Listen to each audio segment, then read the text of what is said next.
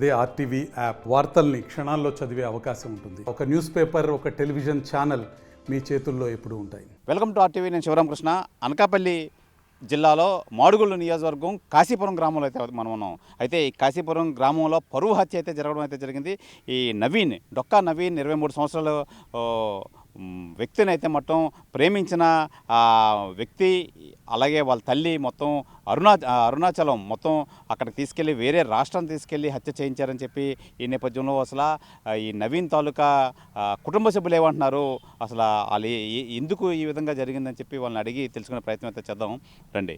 మనం ఇప్పుడు అనకాపల్లి జిల్లా మాడుగుల నియోజకవర్గం కాశీపురం గ్రామంలో అయితే ఉన్నాం. ఎవరైతే ఈ డొక్కా నవీన్ 23 సంవత్సరాల వ్యక్తి అయితే పరువు హత్యకైతే గావించబడ్డాడో, నిజంగా ఆ గ్రామం ఎవరిదైతే నవీన్ ఉందో కాశీపురం గ్రామం అయితే ఉన్నాం. నిజంగా చాలా నెమ్మదిగా, చాలా ఒక పద్ధతిగా ఉండే ఈ గ్రామంలో నిజంగా నవీన్ ఈ విధంగా హత్యకు గురి కావడం అనేది చాలా వివాదాస్పదంగా మారింది. ఇక్కడంతా ఆశ్చర్యానికి గురవుతున్నారు. నిజంగా మాతో పాటు 2-3 రోజులు మొత్తం వినాయక చవితికి అంతా మేము అంతా సరదాగా తిరిగిన నేపథ్యంలో ఈ విధంగా ఈ వార్త వింటాం అంటే మటుకు వీళ్ళంతా నమ్మలేకపోతున్నారు ఇప్పటికి. అయితే మనతో పాటు నవీన్, డొక్కా నవీన్ పెద్దనాన్న అయితే మనతో పాటు ఉన్నారు. సార్, ఏం పేరు సార్ మీ పేరు?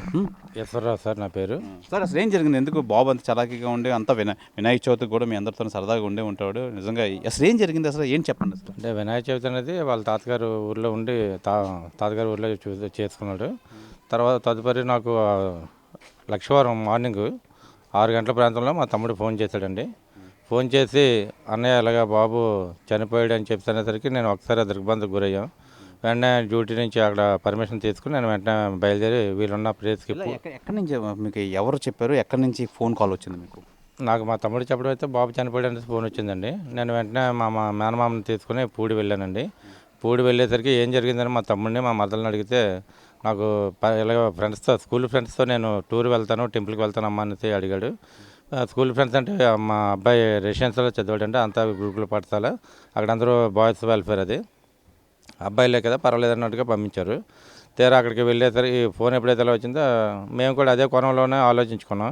అబ్బాయిలు ఏదో అలవాట్లు ఉంటాయి, లేదంటే వాళ్ళ మధ్య ఏదో పొరపచ్చాలు రావడం వల్ల గొడవ ఏదో పడిపోయాడు, చనిపోయాడు అన్నట్టుగా చెప్పారు. అక్కడి నుంచి చెన్నై అరుణాచలంలో జరిగింది అంతాను. పేరెంట్స్ని అడిగిన తర్వాత అనకాపల్లి నుంచి విజయవాడ నుంచి డైరెక్ట్గా అరుణాచలం వెళ్ళి టెంపుల్ దర్శనం చేసుకుని అక్కడి నుంచి గోల్డెన్ టెంపుల్ అన్నీ చూసుకుని సోమవారం ఉదయం 7 గంటలకు ఇక్కడ బయలుదేరిన వాళ్ళు బుధవారం రాత్రి ప్రాంతానికి చెన్నై చేరుకున్నారు. చెన్నై చేరుకున్న తర్వాత ఏదైతే ఇన్సిడెంట్ మా తమ్ముడిని అడుగుని ఎవరు ఫోన్ చేశారంటే, ఒక అమ్మాయి ఫోన్ నుంచి వచ్చింది. మాట్లాడడం అయితే వేరే అబ్బాయి మాట్లాడాడు. మళ్ళీ ఎంతవరకు కరెక్ట్ అనేసి నిజమా కాదా ఎవరైనా కావాలని చెప్తున్నారని తెలుసుకోవడానికి తిరిగి ఆ ఫోన్కి ఫోన్ చేశారండి. ఆ మొబైల్ అయితే రింగ్ కాలేదు. అరుణాచలం దర్శనం చేసుకొని సోమవారం బయలుదేరిన వాళ్ళు బుధవారం సాయంత్రం చెన్నై చేరుకున్నారండి. చెన్నై చేరుకున్న తర్వాత లక్షవారం మార్నింగ్ మాకు ఫోను రావడంతో నేను వెంటనే మాకు తెలిసిన వాళ్ళు చెన్నైలో ఉంటే ఇలా జరిగింది, ఒకసారి స్టేషన్ దగ్గరికి వెళ్తే ఏం జరుగుతుందో మాకు చెప్పండి అనగానే 2-3 మా ఊరు వాళ్ళు అక్కడ చెన్నైలో ఉండడం, వాళ్ళని మేము అడగడంతో వాళ్ళు స్టేషన్కి వెళ్ళి మాకు ఇన్ఫర్మేషన్ ఇచ్చారు. అప్పటికి స్టేషన్లో 4 అబ్బాయిలని ఇంట్రాగేట్ చేస్తున్నారని చెప్పారు. అయితే అబ్బాయిలతో వెళ్ళాడు కాబట్టి ఇన్సిడెంట్ ఏమైందంటే, మార్నింగ్ అంబులెన్స్లో వెళ్ళి తీసుకుని వచ్చారు, అప్పటికే చనిపోయాడు అని చెప్పేసి అన్నారు. ఈ 4 కూడా ఇంట్రాగేట్ చేస్తున్నారంటే స్కూల్ ఫ్రెండ్స్ అనేసి మేము అనుకున్నాం.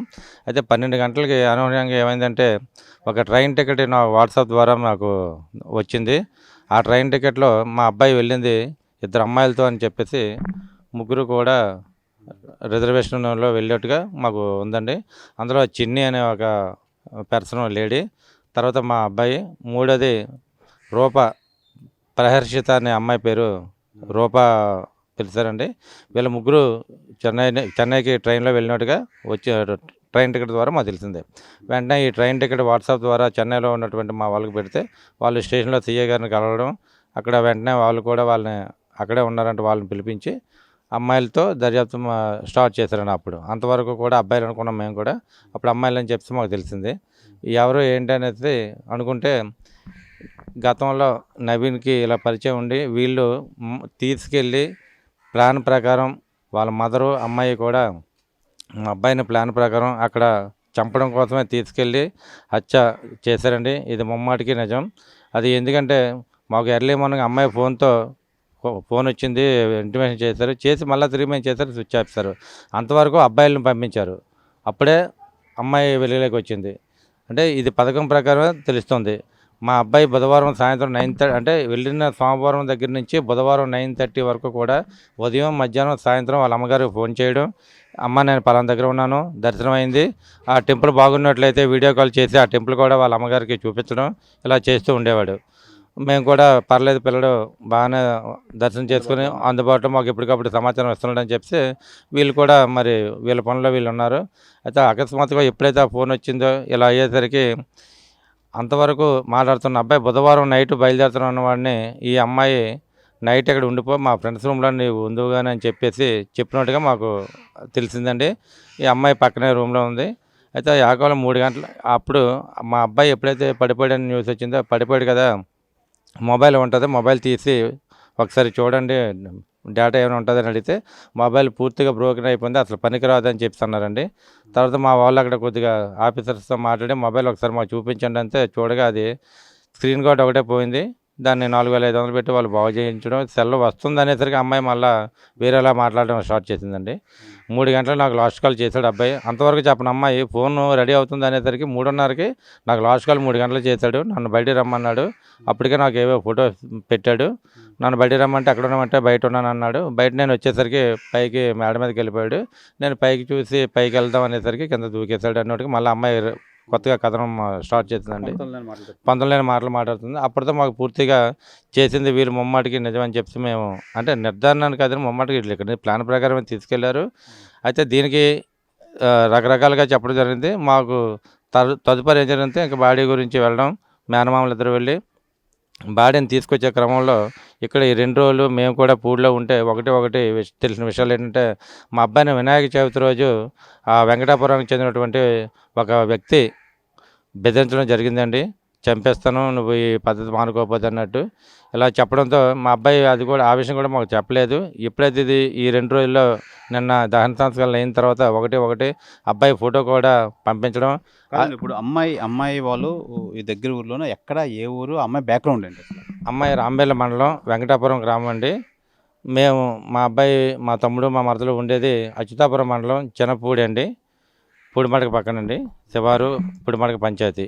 వీళ్ళు కూడా అంటే ఇక్కడ మా గ్రామంలో కాశీపురంలో వ్యవసాయం ఉంది. దాంతో వీళ్ళకి పిల్లల్ని చదివించడం ఇబ్బందిగా ఉందని చెప్పి తాతగారి గ్రామం అయినటువంటి పూడి వెళ్ళి పిల్లల్ని చదువు దృష్ట్యా వీళ్ళిద్దరూ ప్రైవేట్ కంపెనీలో చేస్తూ పిల్లల్ని చదివించుకుంటున్నారండి. వీళ్ళు కూడా అన్ఎడ్యుకేటెడ్స్ అవ్వడం వల్ల మొబైల్స్ ఎప్పుడైనా పిల్లలు అడిగితే ఇవ్వడం, అంటే వాళ్ళకి ఎటువంటి పరిచయం కూడా లేదు. వాళ్ళు కూడా రకరకాల క్వశ్చన్లు వేస్తున్నారు. వీళ్ళు అన్ఎడ్యుకేటెడ్స్ అవడంతో మొబైల్ ఏముందో కూడా చూసుకునే పరిస్థితి వీళ్ళది. ఆ ఫోన్ రావడం తిరిగి వీళ్ళు చేయడమే తప్ప రెండో విషయం వీళ్ళకి తెలియదు ఫోన్ గురించి. అది కూడా ఆసరా తీసుకుని ఆ ఫోన్లో వాళ్ళు ఏదో చెన్నై రా అన్నట్టుగా ఇలా మెసేజ్లు ఒకటి నేను చూశానండి. ఇవన్నీ ఆ కోణంలో మేము ఇక్కడ ఫ్రెండ్స్ని అందరినీ మా అబ్బాయి ఫ్రెండ్స్ని అందరిని అడుగుతుంటే బెదిరించిన విషయాలు అన్నీ కూడా పైకి వస్తున్నాయండి. మాకు ఏంటంటే గవర్నమెంట్ తగు న్యాయం చేసి మాకు అబ్బాయికి జరిగినటువంటి దీనికి వాళ్ళని శిక్షించి కఠినంగా శిక్షించాలండి. తదుపరి ఏంటంటే మీడియా పత్రికా ముఖంగా మాకు న్యాయం జరగాలి. ఈ పోలీసు వాళ్ళు ఇప్పుడు కేసు చెన్నైలో ఉంది. చెన్నై అంటే మేము వెళ్ళలేము. అసలు చెన్నైలో లాంగ్వేజ్ కూడా మాకు ప్రాబ్లము, మాకు తెలియదు. రెండవది ఏంటంటే ఆ కేసుని ఇక్కడికి తీసుకురావడం, లేదంటే ఇక్కడ ఉన్నటువంటి పోలీస్ శాఖలో ఎస్పీ గారి ద్వారా మాకు స్టేషన్ కంప్లైంట్ తీసుకొని తదుపరి దర్యాప్తు ఇక్కడి నుంచి కూడా చేసి మాకు న్యాయం చేయాలని కోరుతున్నామండి. ఈ ఏదైతే రాంబేల మండలం వెంకటాపురం గ్రామానికి చెందినటువంటి వ్యక్తి మా అబ్బాయిని బెదిరించాడో ఆ వ్యక్తిని కూడా ఒకసారి తీసుకొని విచారించాలని చెప్పి ఇది పూర్తిగా పిల్లల మేనమామలకి ఆ అబ్బాయి ఎవరనేది తెలుసు అని చెప్పి అంటున్నారు. అది కూడా మా బామర్దులకి ఇంటిమేషన్ ఇచ్చి ఈశ్వర్ గారు మొత్తం మీద ఓవరాల్గా నవీన్ ఎప్పుడైనా అమ్మాయితో ఇలాగ పరిచయం ఉంది, ఇలాగ నాకు అమ్మాయి అంటే ఇష్టం అలాంటిది ఏం చెప్పడం జరిగింది ఇంట్లోనే ఏమంటారు? అమ్మాయితో పరిచయం ఉందన్న విషయం అయితే ఫ్యామిలీ పరంగా మాకు విషయం తెలియదండి. ఇంటికి వస్తుండే అంటే అమ్మాయి అయితే ఇంటికి ఎప్పుడు రావడం మా తమ్ముడిని మరదల్ని కూడా అడిగాను, ఇంటికి ఎప్పుడు రాలేదన్నారు. కానీ ఒక మారు ఏదో ఫ్రెండ్స్ 10 మంది ఇంటికి రావడం, ఆ పక్కనే కూడా కంపెనీలో పనిచేసినటువంటి 6-7 రూమ్స్ ఉండి వాళ్ళు కూడా రెంట్లకు ఉంటున్నారు. ఒకసారి 10 మంది వచ్చేసరికి ఎవరి తోలకి ఎవరు అనేది మనకు కూడా తెలియదు. ఆ 10 మందిలో చూసినట్టుగా అయితే అందరినీ తీసుకొచ్చి అమ్మ నా ఫ్రెండ్స్ అని చెప్పాడంట. ఆ టైంలో మరి అమ్మాయి అందరూ ఉందనేసి అంటున్నారు. అది ఎవరనేది కూడా పర్టికులర్గా వీళ్ళకి తెలియదని చెప్పి నేను ఇప్పుడు ఎవరైతే అమ్మాయి ఉందో అమ్మాయి తల్లి మొత్తం అక్కడ చెన్నై పోలీస్ అదుపులోనే ఉన్నారా? ఇంట్రాగేషన్ అవుతుందా? మాకు తెలిసినంత వరకు బాడీని ఇవ్వాలంటే ఇక్కడ కేసు పెట్టాలి. కేసు పెట్టిన తర్వాత మాత్రం ఎఫ్ఐఆర్ ఫైల్ అయ్యాకే బాడీని పోస్ట్మార్టం పంపిస్తున్నారు. ఆ విధంగా వాళ్ళని సస్పెక్టెడ్ దీంట్లో ఉంచి మాకు అందుబాటులో ఉండాలని చెప్పి ఉంచారన్న వార్త వరకు మాకు తెలిసిందండి. అయితే నిన్నటి నుంచి మరి కేసు కొద్దిగా బలంగా మాకు సహకారంతో ఇవన్నీ కూడా వెలుగులోకి వచ్చాయి కాబట్టి ఇప్పుడు వాళ్ళని స్టేషన్లో ఉంచారని అనుకుంటున్నాం.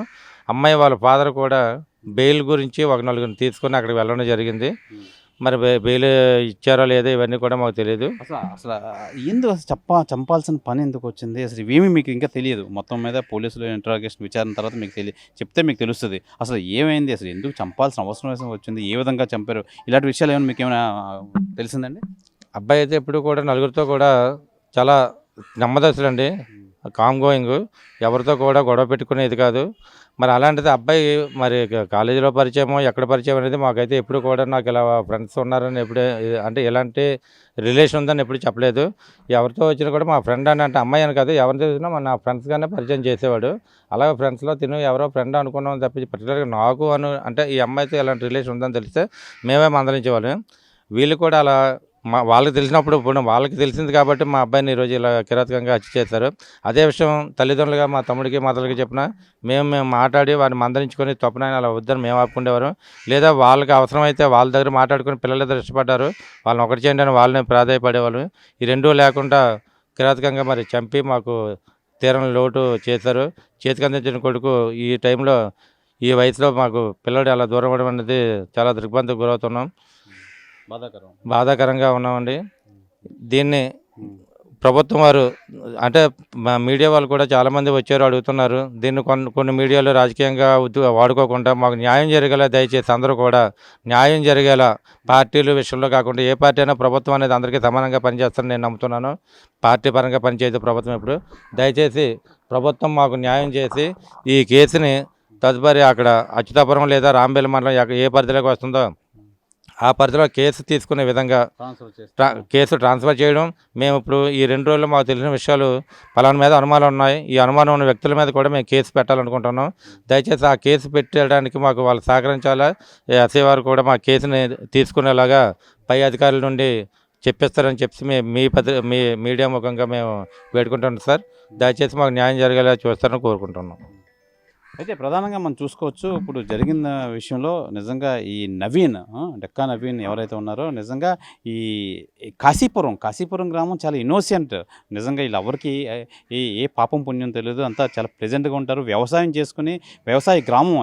అయితే ఈ నేపథ్యంలో అసలు ఏమీ తెలియని విషయంలో మా అబ్బాయి ఈ చెన్నై వెళ్ళి నిజంగా అక్కడ హత్యకు గురవ్వడం కారణం నిజంగా మేము అందరం నిజంగా ఆశ్చర్యానికి గురయ్యాం. అసలు ఏం జరిగింది, అసలు ఎందుకు చంపాల్సి వచ్చింది, ఏ విధంగా చంపారు, మొత్తం విషయాలు అయితే మాకు తెలియాలి.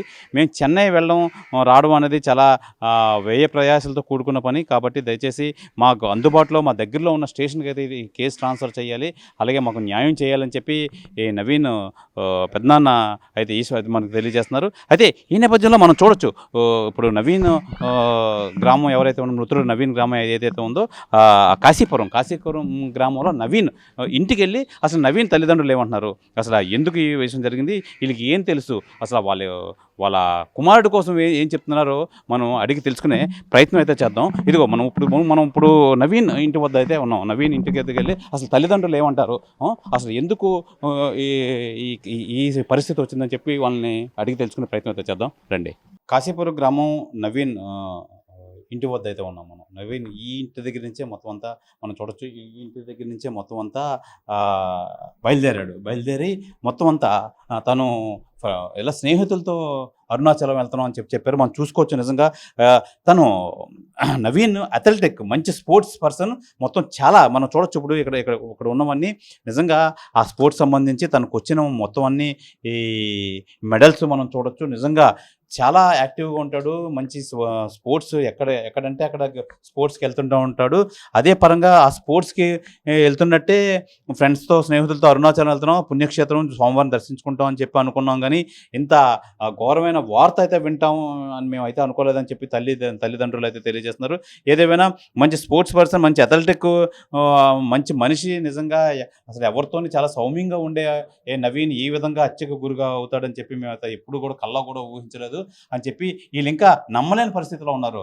ఎవరైతే నవీన్ తల్లి కానీ తండ్రి కానీ ఈ సోదరు చెల్లెలు కానీ నిజంగా ఇదంతా జరిగిందా, అసలు ఇంకా వెనక్కి తిరిగి వస్తాడు నవీన్ అనే భ్రమలో అయితే ఉన్నారు. నిజంగా ఈ నేపథ్యంలో అయితే అసలు ఎందుకు హత్య గావించబడ్డాడు, అసలు ఎందుకు అంత కష్టం ఎందుకు వచ్చింది, ఏమైనా ఉంటే ఎంత పెద్ద విషయాలైనా పెద్దల తరహా పెట్టుకొని మాట్లాడితే అన్నీ సద్దుమణుగు అవుతాయి. ఈ నేపథ్యంలో అసలు ఏమీ చెప్పకుండా ఈ విధంగా చేయడం అనేది చాలా బాధాకరమైన విషయం అని చెప్పి తల్లిదండ్రులు మనకు తెలియజేస్తున్నారు. అసలు ఏమని చెప్పి వెళ్ళాడు, అసలు ఏంటి అని చెప్పి నవీన్ యొక్క తల్లిదండ్రులను అడిగి మనం తెలుసుకునే ప్రయత్నం అయితే చేద్దాం రండి. అమ్మా నమస్తే అమ్మా, ఏం పేరు మీ పేరు? పేరు విజయ్ అండి. విజయ. అవునండి. ఏంటి ఎప్పుడు బాబు నవీన్ ఎప్పుడు వెళ్ళాడు ఇంటి దగ్గర నుంచి? సోమవారం ఉదయం 6 గంటలకు వెళ్ళాడండి ఇంటి దగ్గర నుంచి. మా అబ్బాయి స్పోర్ట్స్ కట్టి చాలా ఎక్కువ వెళ్తూ ఉండేవాడండి. ఆ స్పోర్ట్స్ కుర్రోళ్ళతోని 10th చదువుని కుర్రోళ్ళతోని నేను వెళ్తానమ్మా ఇలాగా అనేసి చెప్పాడండి గుడికి. అప్పుడు ఎప్పుడు కూడా స్పోర్ట్స్ కట్టి ఆ పిల్లలందరితో వెళ్తారనేసి సరే బాబు అనేసి మేము మా ఆయన్ని బండి మీద అచ్యుతాపురం వరకు దేబెట్టానండి. అంతే. ఇంకా మరుసటి రోజు కూడా ఫోన్ చేశారు. రోజు కూడా ఫోన్ కాంట్లో 3 రోజులు ఉన్నాడండి మా అబ్బాయి. సోమవారం మధ్యాహ్నం విజయవాడలో ఎప్పుడు ఇంటి దగ్గర నుంచి ఏ రోజు వెళ్ళాడు? సోమవారం వెళ్ళారండి. పోయిన సోమవారము ఉదయం 5 గంటలకి బాబు బండి మీద తీసుకెళ్ళాడండి. తీసుకెళ్ళిన తర్వాత అచ్యుతాపురాన్ని దింపిస్తాడండి మా ఆయన. అంతే. ఇంక తర్వాత అబ్బాయి ఎలాగెళ్ళాడో ఏంటో మాకు తెలియదు. వర్షం పడుతుంది ఆ రోజు. ఇంకా నాన్న నేను ఆటోలో వెళ్తాను, నువ్వు ఇంటికి వెళ్ళిపో అని చెప్పాడండి. అంతే. అప్పుడు ఇంక తను ఎలాగెళ్ళాడో తెలీదు. తర్వాత విజయవాడలో దిగానమ్మా అనేసి 12 గంటలకి ఫోన్ చేశాడు. 3 గంటలకు ట్రైన్కి మేము వెళ్తామమ్మా అని చెప్పాడండి. సరే అమ్మా అనేసి నేను ఇంకా ఊరుకున్నానండి. మరుసటి రోజు మళ్ళీ ఉదయం 11 గంటలకి ఇలాగ మళ్ళీ ఫోన్ చేశాడండి. నాకు ఫీవర్ వచ్చింది అంటే ఎలాగున్నామమ్మా ఏంటంటే బాగున్నానమ్మా తిన్నావా అని అడిగాడండి. తిన్నానని చెప్పాను. తర్వాత ఏమో బుధవారం నాడు ఉదయము 11:30కి గుడిలో ఉండి వీడియో కాల్ చేశాడండి. నేను గుడికి వెళ్ళానమ్మా ఇగో వీడియో కాల్ అని ఫోన్ చేశాడండి. అరుణాచలమే వెళ్తానని చెప్పాడండి. అరుణాచలం గుడిలో ఉండి ఫోన్ వీడియో కాల్ మాట్లాడానండి. తిన్నావమ్మా ఇగో నేను గుడిలోకి వెళ్ళాను అంటే దక్షిణం వేయమంటే చెప్పాను, దక్షిణం వేసానమ్మా అన్నాడు. సరే అమ్మ అయితే అనేసి ఇంకా ఫోన్ పెట్టేశాడు. మళ్ళీ మధ్యాహ్నం 12 గంటలకు కూడా ఫోన్ చేశాడు. మామూలుగా మాట్లాడుకున్నాం. సరే అని నైటు 9:30కి మళ్ళీ నేను పడుకునే ముందు బాబు ఎక్కడున్నావు ఏంటి అని అడిగితే నేను ఇలాగ చెన్నై వస్తానమ్మా ఇప్పుడు దిగుతాము చెన్నైలో అని చెప్పాడండి. తర్వాత ఇంకా అమ్మ నువ్వు భోంచేసావా లేదని అడిగి సరే అమ్మ చెల్లి ఫోన్ చేసిందని అడిగాడు. ఫోన్ చేసిందమ్మా అన్నాను. సరే అయితే నువ్వు పడుకో అమ్మ నేను ఉదయం ఫోన్ చేస్తాను అన్నాడు. అంతేనండి ఇంకా నా మాట. బాయ్ అమ్మ నువ్వు పడుకో నేను ఉదయం ఫోన్ చేస్తాను అయితే ఉదయం వచ్చేస్తాను అన్నాడండి. అంతేనండి. ఉదయం తెల్లవారు 5 గంటలకి లక్ష్మీవారం నాడు మాకు ఫోన్ వచ్చిందండి మళ్ళీ అక్కడి నుంచి. ఇలాగ నవీన్ చనిపోయాడు, మేడ నుంచి పడిపోయాడు అనేసి ఒక అబ్బాయి ఫోన్ చేశాడండి. అంతే మాకు జరిగింది. ఇంకా మాకు ఏమీ కాల్ ఆడని ఫోన్ ఎవరి నుంచి వచ్చిందో ఏంటనేసి ఇంకా మాకేమీ ఇంకా తెలుసుకోవడానికి మాకు ఇంకా అవకాశం లేదు. ఇంకా మేము ఏడ్చుకొని ఉన్నామండి.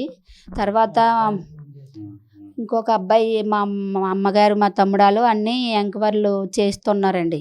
అదేంటి మేడం ఏం చీడి పడిపోయి చనిపోవడం ఏంటి, వీడికి కొంచెం ధైర్యం కదా ఏంటి ఇది ఏం జరిగింది అనేసి ఆ కుర్రోళ్ళు అయితే సింహాచలం పిల్లలతో 10th వాళ్ళతో వెళ్ళాడు కదా ఏంటి అది ఎవరు ఏంటని వివరాలు కొనుక్కుంటే అప్పుడు మా బావగారి అబ్బాయికి టిక్కెట్లు పెట్టాడండి.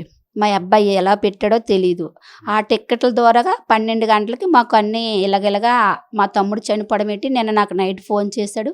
నేను కాలేజీలో ఉన్నప్పుడు నాకు టిక్కెట్లో నేను ఫోన్ చేశాడు, నాకు అవ్వలేదు, నేను ఎత్తలేదు. కాలేజీలో ఉన్నప్పుడు నాకు ఆ టిక్కెట్లో నాకు ఆడు మెసేజ్ పెట్టాడు. నేను తర్వాత చూసుకున్నాను టిక్కెట్లు పెట్టడం. అప్పుడు అన్నయ్య నేను ఇలాగ వస్తానని చెప్పాడు మరుసటి లక్ష్మీవారం నాడు అని చెప్పాడు. సరే వాడు ఆరా అని చెప్పాను. ఇంక లక్ష్మీవారం నాడు ఫోన్ చేస్తే ఇలాగ తమ్ముడు చనిపోయాడు అమ్మ అనేసరికి అదేంటి నైట్ నాకు ఫోన్ చేశాడు కదా ఇగో టిక్కెట్లో పెట్టామనేసి మాకు ఎంక్వైరీలు చేస్తే అందరికీ చనిపోయాడని మా బాబుగారు అబ్బాయికి చెప్తే అదేంటి తమ్ముడు చనిపోవడము నైటే నాకు ఫోన్ చేసి టిక్కెట్లు పెట్టాడని ఆ టిక్కెట్ల ద్వారా ద్వారాగా మాకు ఇవన్నీ వచ్చాయండి. ఆ టిక్కల ద్వారా తల్లి పిల్ల సంగతి. అప్పుడు ఇదేంటి వాళ్ళ టికెట్లు మనకు రావడం ఏంటి, ఆ తల్లి పిల్ల టికెట్లు ఎంక్వైరీలోకి వస్తేప్పటికి ఇంకా మా పక్కనే ఆ ఊరండి.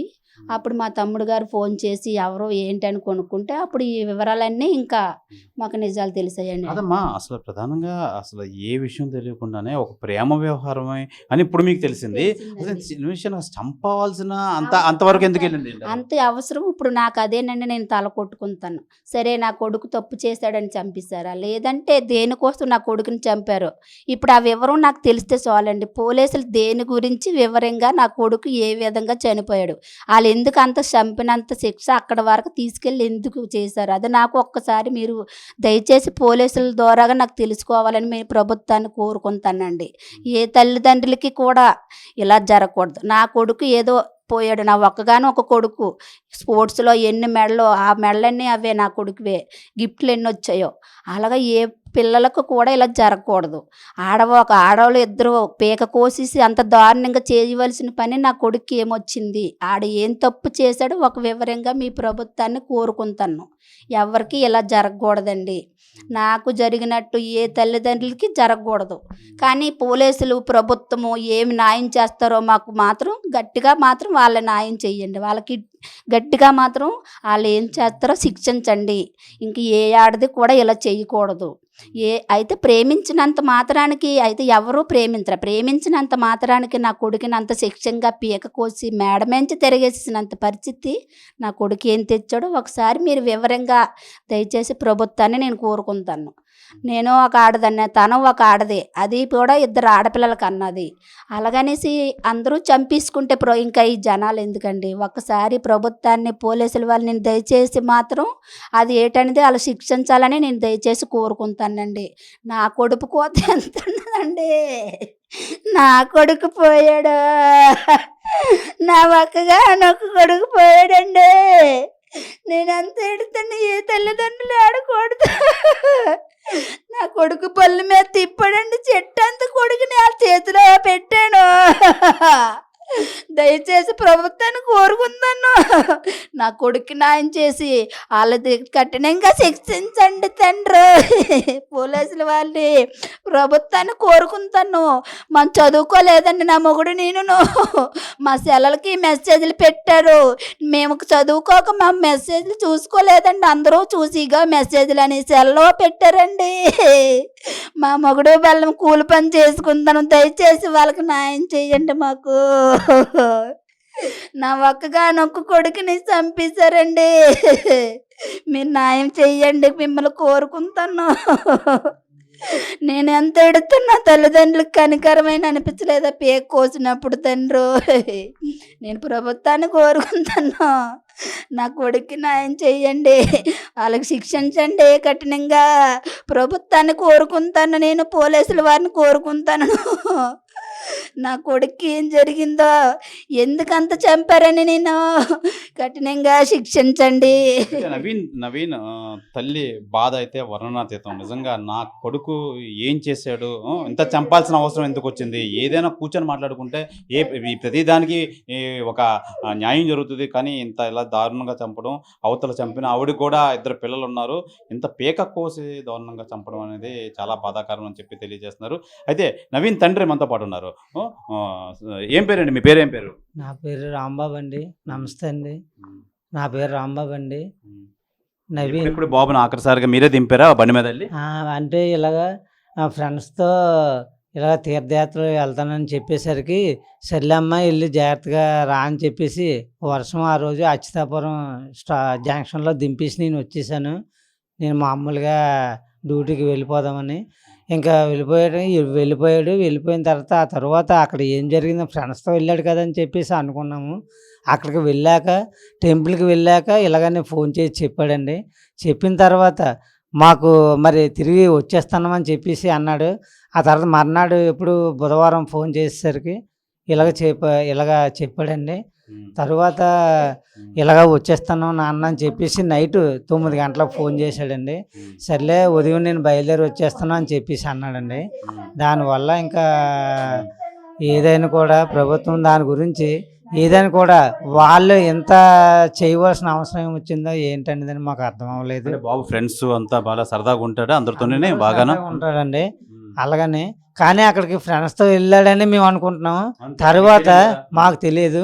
తరువాత ఈ చనిపోయిన తర్వాత ఈ టికెట్ల ద్వారాగానే మాకు ఇన్ఫర్మేషన్, ఇద్దరు లేడీస్ ఈ టికెట్లు ఈ అబ్బాయిది ఉండటం వల్ల మా అబ్బాయిది, దాని గురించి మా బామ్మర్దాళ్ళు దీని గురించి వివరం తీస్తే అప్పుడు మా పెదనాన్న అదే మా అన్నయ్య గారు ఇలాగని స్టేషన్కి ఇలాగ ఈ టికెట్ల ద్వారా పెట్టేసరికి ఇదంతా కూడా వచ్చింది. అప్పుడు నైట్ వచ్చేద్దాం అనేసరికి నైట్ వచ్చేస్తున్నా అన్న అని చెప్పాడు.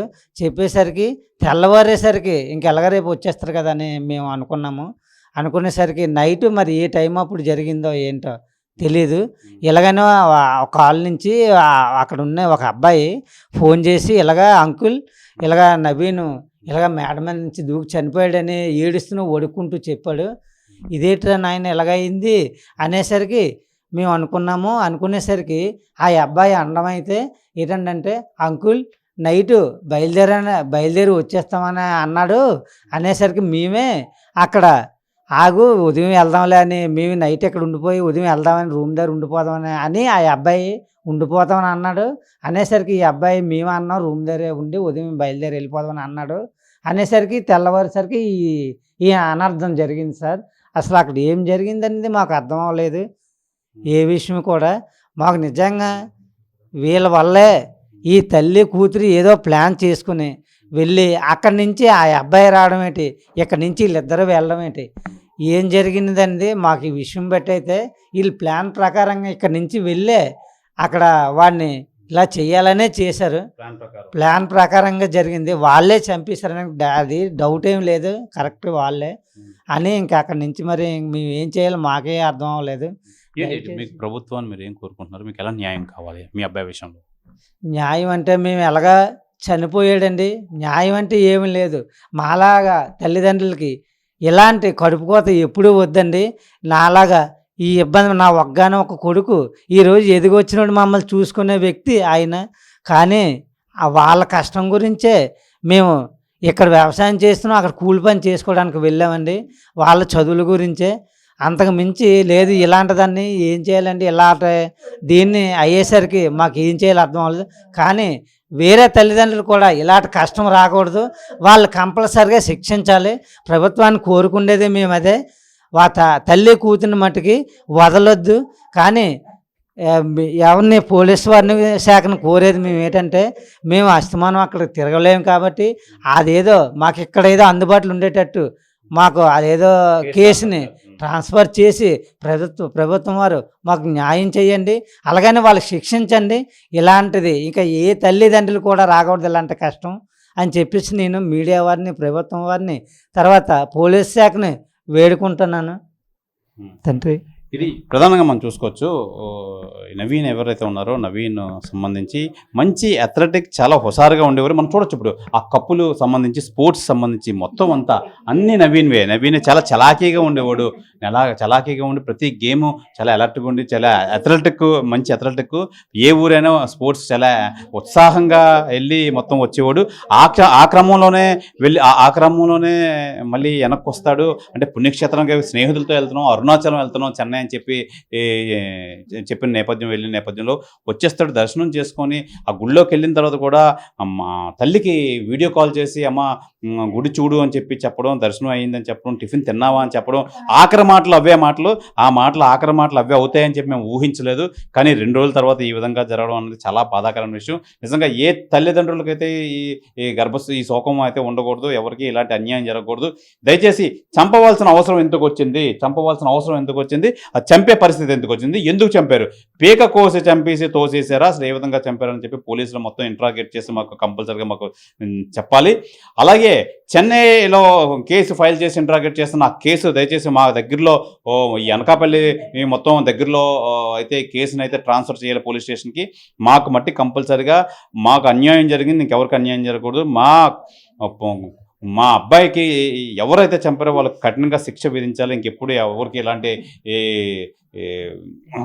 అన్యాయం జరగకూడదని చెప్పి ప్రధానంగా ఏదైతే కోరుకుంటున్నారు. దయచేసి ప్రభుత్వాలు కానీ ఈ అందరూ కూడా మాకు ఈ విషయంలో న్యాయం చేయండి. దయచేసి మాకున్న ఒకే ఒక కొడుకు మేము దూరం చేసుకున్నాం, అలాగే మిగతా వాళ్ళు కూడా ఈ కొడుకులు దూరం చేసుకోకుండా ఎలాంటి అన్యాయం జరగకుండా మళ్ళీ ఈ పునరావృతం కాకుండా మొత్తం ప్రభుత్వం కానీ పోలీసులు కానీ చర్యలు తీసుకోవాలని చెప్పి ఈ నవీన్ తల్లిదండ్రులు అయితే తెలియజేస్తున్నారు.